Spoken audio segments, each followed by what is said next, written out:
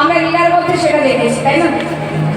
কিন্তু প্রকৃত খেলা খেলছেন গোবিন্দ নিরজনে বসে বসে আমাদের এই বিশ্ব ব্রহ্মাণ্ডকে নিয়ে।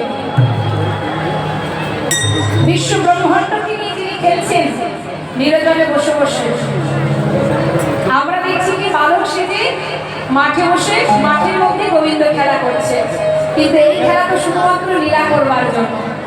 আর এই বিশ্ব ব্রহ্মাণ্ডকে নিয়ে যিনি নিরজনে বসে খেলছেন ভগবান আপন মনে নিজের মতো করে খেলা করছেন, আমাদেরকে নিয়ে খেলছেন তিনি। এই কথাটা কে বলেছিল? গানের মধ্যে দিয়ে সুরের ছন্দে যিনি একজন মস্ত বড় ভক্ত বিদ্রোহী কবি কাজী নজরুল ইসলাম নেতায় শাস্ত্রে বললেন জন্ম হোক যথাযথ কর্ম করো ভালো। তোমার জন্ম যেখানে হোক তাতে কোনো দুঃখ নেই, কর্মটা সঠিক করো, তাই না? কর্মটা সঠিক করতে হবে। কাজী নজরুল ইসলাম মুসলমান করে জন্ম পেয়েও তিনি আমাদের গোবিন্দকে নিয়ে কত কত সুন্দর বৈষ্ণব পদাবলী, কত সুন্দর গান তিনি বেঁধে গেছেন। শাস্ত্রে বললেন প্রত্যেকটা জীবের একটাই পরিচয়, সেটা হচ্ছে কি কৃষ্ণ চরণের দাস। আর এই যে জাতির ভেদ, এই যে ধর্ম নিয়ে ভেদাভেদ, এগুলো তো আমাদের নিজেদের সৃষ্টি, আমরা করি এগুলো। ভগবানের কাছে আমরা সবাই সমান। যারা বোঝে না তারাই মারামারি হানাহানি করে। কৃষ্ণ যখন গোবিন্দ রাধারানীকে ছেড়ে চলে যান, তখন সখীরা বলেছিলেন, হ্যাঁ রায় কানো হেন ধন যে করে হেলন তার কি জীবনের আস, তার মরা ভালো বেঁচে দিবা ফলো কহে নিজ চণ্ডীদাস। চণ্ডীদাসের পর সখীরা বলছে, হ্যাঁ রায় তোর বধূ তোর চরণ ছেড়ে কত করুণায় বিনয় করলো, কত কাঁদলো, তুই এমন জগতের বল্লভকে বিতাড়িত করলি। সংসার কৃষ্ণকে যে ভালো না বাসে তার বেঁচে থাকার চাইতে মরে যাওয়া ভালো। তার বেঁচে থেকে লাভ কি? যে যার গোবিন্দকে ভালোবাসে না, এই কথাটা মাথায় রাখতে হবে আমাদের মনে। ভগবানকে যদি ভালোবাসতে না পারি, এই জগতে আপন বলতে আর কিন্তু কেউ নাই। হ্যাঁ, সেই দিকে আমাদের সবাইকে সচেতন হতে হবে, আমাদেরকে সবাইকে অটুট থাকতে হবে যে যেভাবে যাই করুক না কেন আমরা যেন আমাদের গোবিন্দকে নিয়েই জীবন কাটাতে পারি। তাই গৌর হরি বল। কাজী নজরুল ইসলাম কত মুসলমান ভক্তের কথা বলবো, তারাও বিধর্মী ছিলেন। আর এখন অনেক মানুষকে আমরা দেখতে পাচ্ছি বিধর্মী।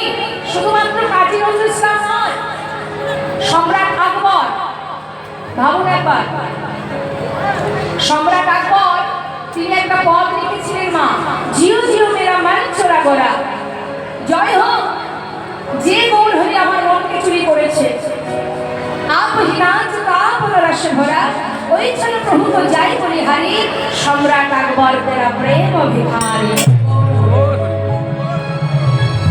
যে গানটা আপনারা শোনেন, তোমরা কুঞ্জ সাজাও গো আজ আমার প্রাণনাথ আসিতে পারে, এই গানটা কে লিখেছিল? আব্দুল করিম। কাজী নজরুল ইসলাম, বাবা চাঁদ কাজী, যার সমাধি আছে মায়াপুরে, আপনারা যদি যান দর্শন করবেন।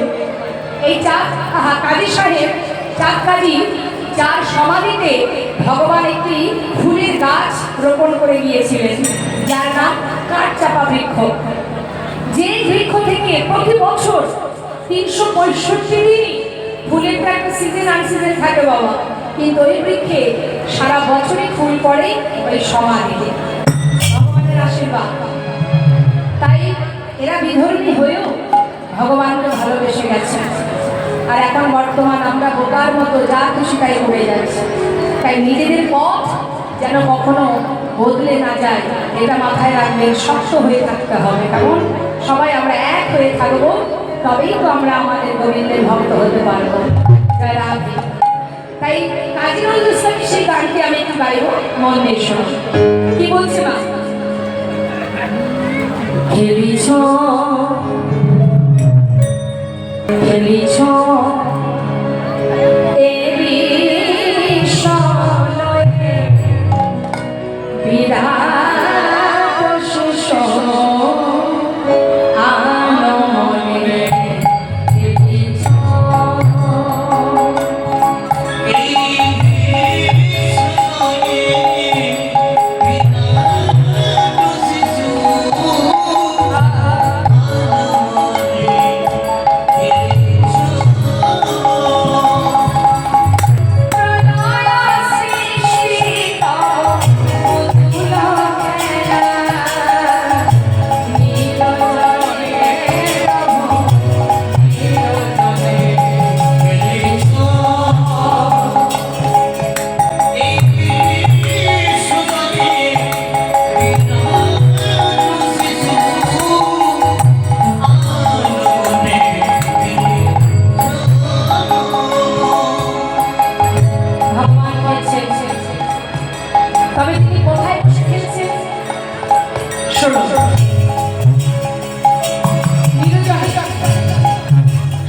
ধরা ছোঁয়ার বাইরে।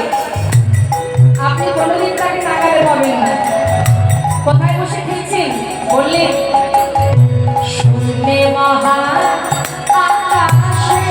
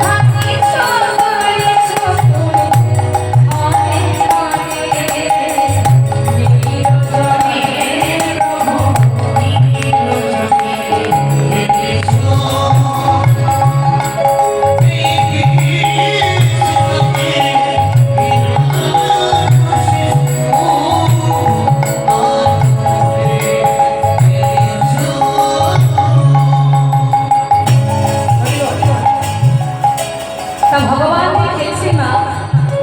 তার খেলনাগুলো কি আমরা যেমন এই জগতে খেলা করতে গেলে কত রকম আছে আমাদের, হ্যাঁ আপনারা তো খেলা করেছেন না? কত রকমের খেলনা আছে। আর ভগবান যেগুলো নিয়ে খেলছেন আমাদেরকে নিয়ে, আমরা যতই লাফালাফি করি না কেন আর যতই যা ভাবি না কেন, তিনি তো আমাদের আঙুলের মাথায় করে খেলাচ্ছেন আর আমরা সবাই খেলছি। হরি বল। কি বলছি শুনে নাও। তার খেলনাগুলো কি মা? তারকার বিশ্বস